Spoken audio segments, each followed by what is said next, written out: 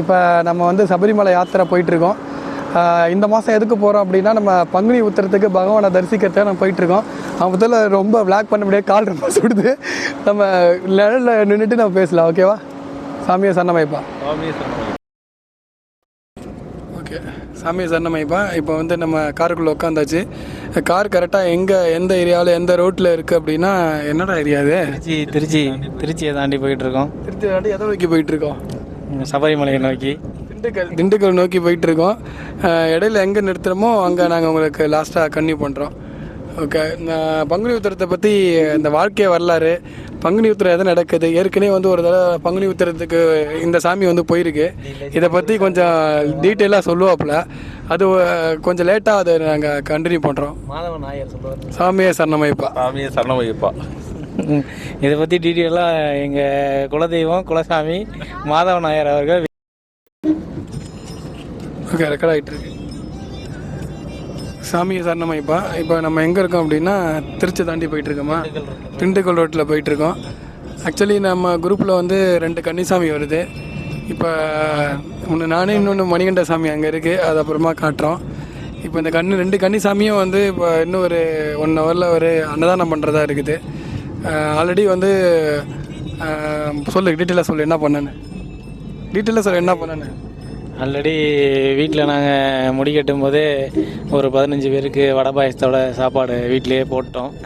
இருந்தாலுமே வெளியில் முடியாதவங்களுக்கு ஒரு 5 பேருக்கு அன்னதானம் பண்ணணுன்னு குருசாமிலாம் சொன்னதுனால வீட்லேயே கொஞ்சம் சாதம் ரெடி பண்ணி வாட்டர் பாட்டிலோட வழியில் யாரை கஷ்டப்படுறவங்க சாப்பாட்டுக்கு அவங்களுக்கு ஒரு 5 பேருக்கு நம்மளால் முடிஞ்சது ஏதோ கொடுத்துட்டு போகிறோம். அவ்வளோதான். சாமியை சார் நம்ம இப்போ அங்கே கொடுக்கக்குள்ளே நாங்கள் வீடியோ எடுக்கிறோம். ஓகே, நீங்கள் ஏதாவது பேச விரும்புகிறீங்களா? சுவாமி சரணமையப்பா. இந்த இந்த இந்த டைம் நாங்கள் பங்குனி உத்திரத்துக்காக வந்துட்டு நாங்கள் சபரிமலை போயிட்டுருக்கோம். இது எப்படின்னா, வருஷத்தில் ஒரே ஒரு டைம் நல்லா சிறப்பாக இருக்கும். ஐயப்பனோட பிறந்தநாளை தான் வந்து பங்குனி உத்திரத்தில் தான் ஐயப்பன் வந்து பிறந்தார். ஸோ அதை வந்து மிகவும் உத்தரத்தில் உதித்தவர் அப்படின்னு சொல்லுவாங்க.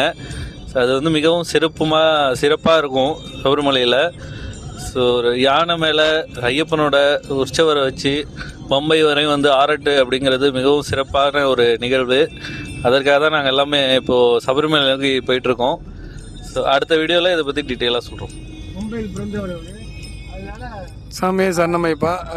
எனக்குமே வந்து என்னென்னா, இது வரைக்கும் நம்ம உத்தரத்தில் வந்து ஐயப்பன் வந்து தரிசித்தது கிடையாது.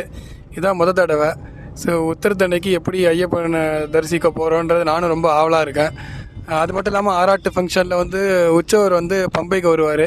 ஸோ அவரையும் பார்க்குறதுக்கு ரொம்ப ஆர்வமாக இருக்கேன். ஸோ மற்றது வந்து நம்ம கொஞ்சம் நேரம் சென்று விளாக் பண்ணுறோம். சாமியை சரணமைப்பா. சாமியை சரணமையப்பா. சாமியை சரணமைப்பா.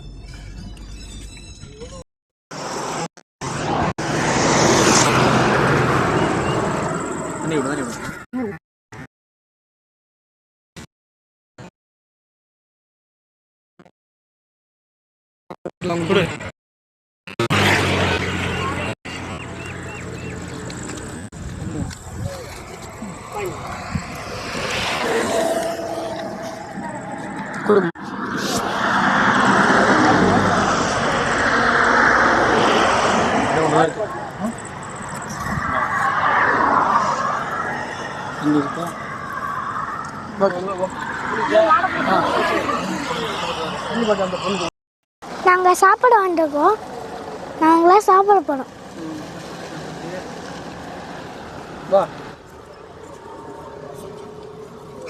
என்ன ஏரியாடா அது? சாப்பாடு என்ன ஏரியா? தட்டு. என்ன ஏரியா சொல்கிறோம்? தட்டுன்னு சொல்லுவாங்க. இதா?